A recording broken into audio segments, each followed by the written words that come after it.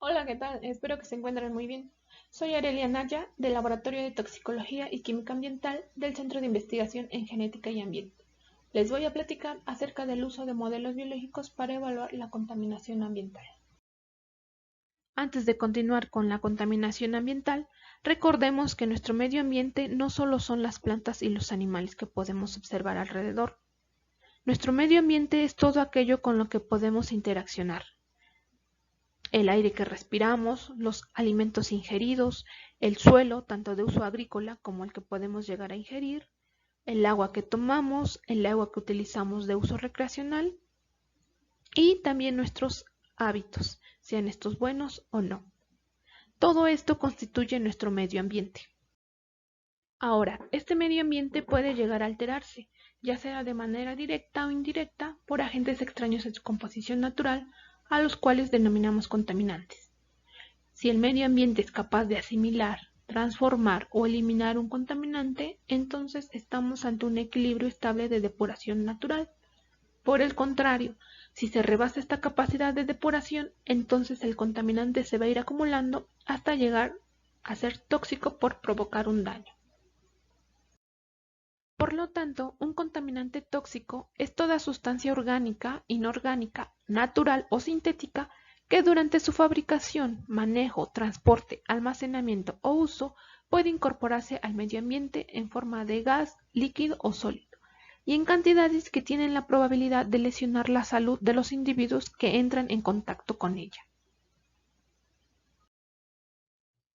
Los contaminantes ambientales tienen diversos orígenes. Pueden provenir de fuentes naturales, como en el caso de emisiones volcánicas o incendios forestales.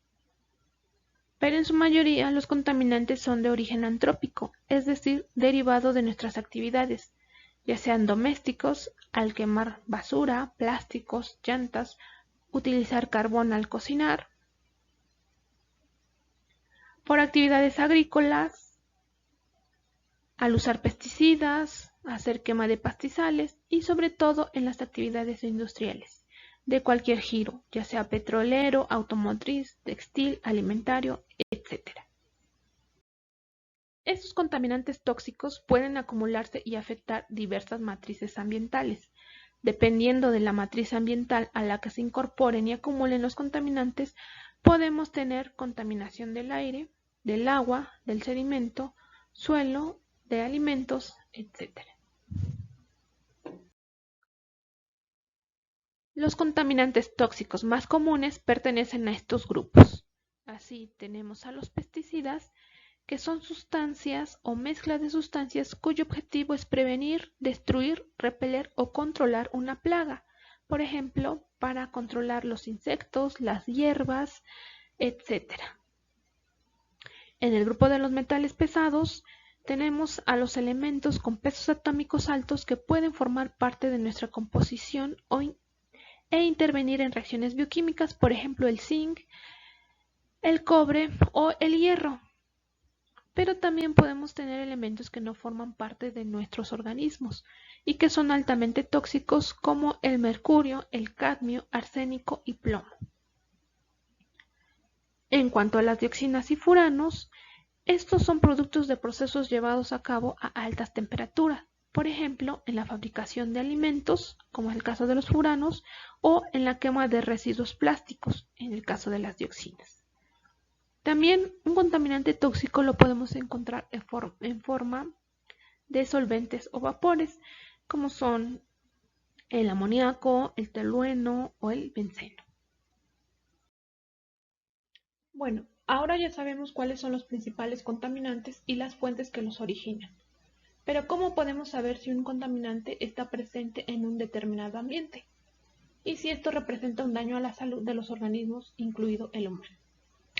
En algunas ocasiones podemos inferir que el ambiente se encuentra contaminado, pero en la mayoría de las veces eso es imperceptible.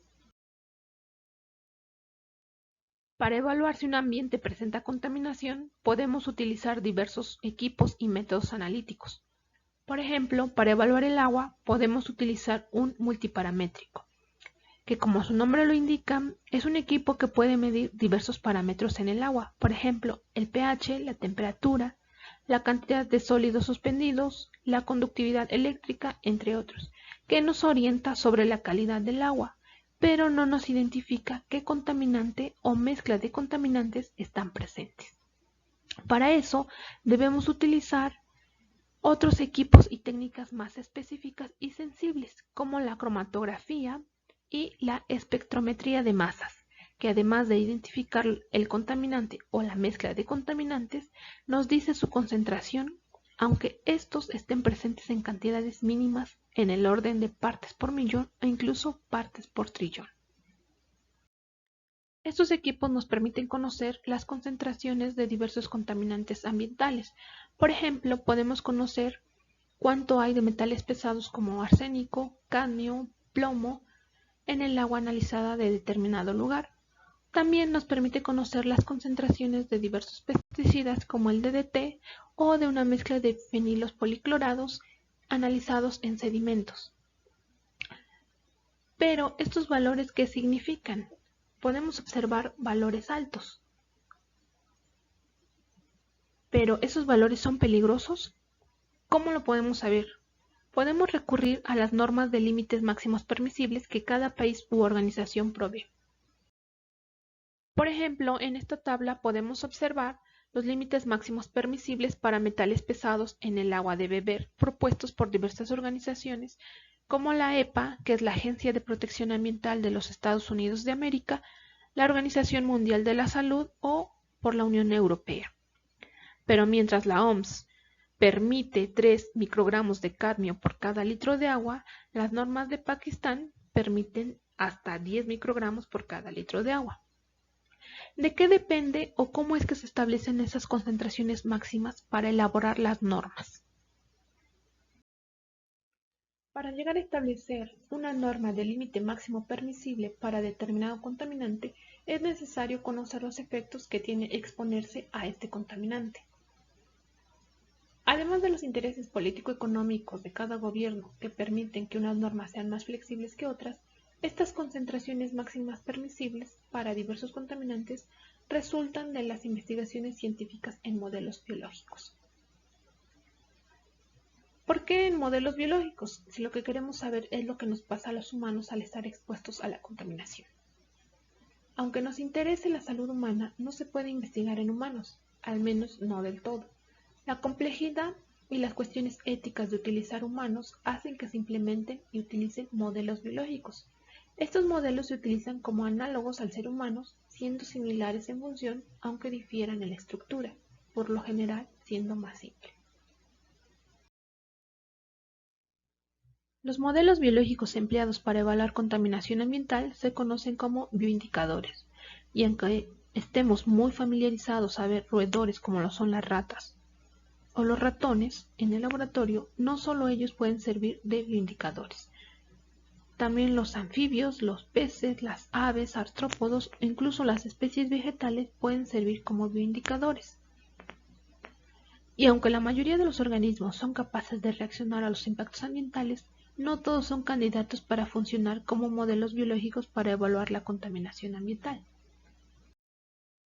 Entre las características que debe tener un organismo para funcionar como bioindicador es que debe ser sensible a la perturbación o al estrés, pero no morir o desaparecer por esta causa.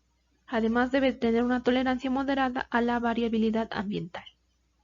También debe ser posible medir su respuesta al estrés y esta respuesta debe ser representativa de todo el ecosistema, población o especie.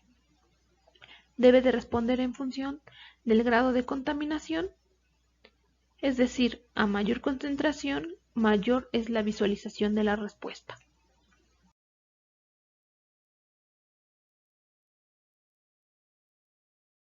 Además de lo anterior, debe cumplir también con ser abundante y común, presentando una densidad poblacional adecuada en el área específica de estudio.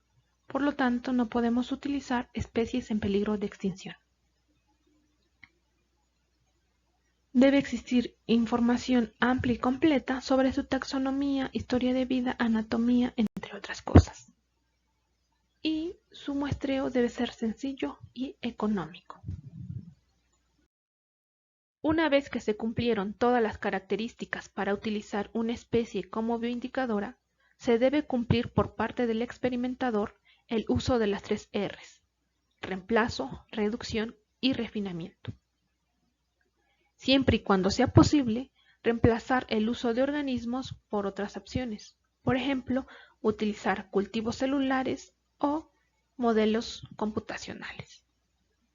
Reducir al mínimo el número de animales que proporcionen la misma respuesta que la utilización de más animales, así como la elección de la especie adecuada para el estudio. Además de proporcionarle a los organismos las mejores condiciones de vida mientras estos sean utilizadas en la experimentación, llevando a cabo todas las normas bioéticas en cuanto al uso de instalaciones adecuadas y el uso de analgésicos y anestésicos para minimizar el sufrimiento de estos organismos. La exposición de un modelo biológico a un contaminante o a una mezcla de contaminantes nos va a proporcionar respuestas biológicas. Esas respuestas se conocen como biomarcadores. Estos biomarcadores pueden ser de exposición cuando evaluamos la presencia de un contaminante o su metabolito en el organismo. Por ejemplo, cuando evaluamos plomo en sangre. También los biomarcadores pueden ser de efectos y estos los podemos evaluar de manera bioquímica, histológica, molecular o conductual. Todas estas evaluaciones de biomarcadores las podemos hacer a través de bioensayos.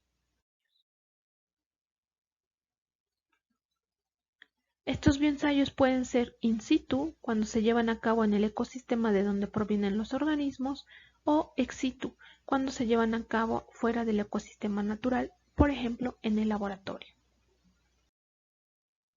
El uso de bioensayos nos permite realizar pruebas de toxicidad y encontrar las dosis letales a la cual un tóxico causa la muerte de un determinado porcentaje de la población. Estas pruebas de toxicidad en animales también son muy utilizadas por la industria farmacéutica, ya que los fármacos también pueden tener efectos tóxicos. Gracias a estas pruebas, ahora se conoce la dosis letal de la mayoría de los contaminantes que hay en el ambiente. Esto nos permite saber qué compuestos deben ser de uso restringido o qué compuestos se les debe de prohibir su uso, al requerir de cantidades mínimas para causar la muerte de la mitad de la población.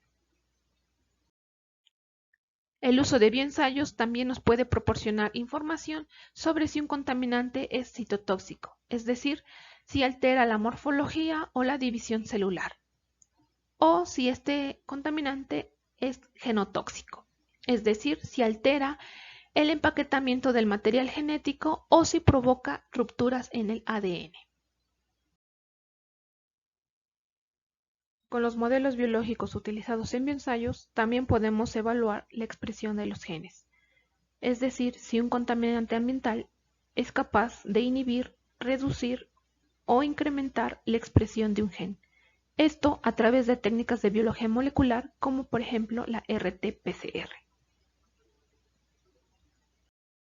Gracias a las técnicas anteriores y utilizando diversos modelos biológicos, se conoce que los contaminantes pueden alterar de diversas formas las enzimas encargadas de regular el estrés oxidativo.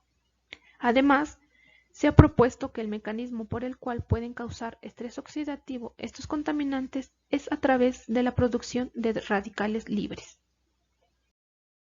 El uso de modelos biológicos también nos ha permitido dilucidar un poco sobre los mecanismos de neurotoxicidad de algunos contaminantes ambientales. Por ejemplo, algunos pesticidas causan neurotoxicidad al inhibir la enzima acetilcolinesterasa, indispensable para el mantenimiento del impulso nervioso. Otro tema de gran importancia que el uso de modelos animales nos han permitido evaluar es la disrupción endocrina. Ahora sabemos que la mayoría de los contaminantes ambientales son disruptores endocrinos, es decir, intervienen con los ejes hormonales. Estos ejes hormonales son súper importantes para procesos reproductivos, para el crecimiento o incluso para la conducta. Esto tan solo es un pequeño panorama de lo mucho que los modelos biológicos nos han aportado en la evaluación de la contaminación ambiental. Si te interesa conocer más acerca de este tema, acércate al Laboratorio de Toxicología y Química Ambiental del Centro de Investigación en Genética y Ambiente. Entre las líneas de investigación que tiene este laboratorio se encuentra la evaluación de contaminantes en diversas matrices ambientales a través de equipo altamente especializado, así como evaluar los efectos que estos contaminantes pueden tener en la biota. Visítanos en Ixtacuistla o contáctanos a través de nuestras redes sociales. Por su atención, gracias.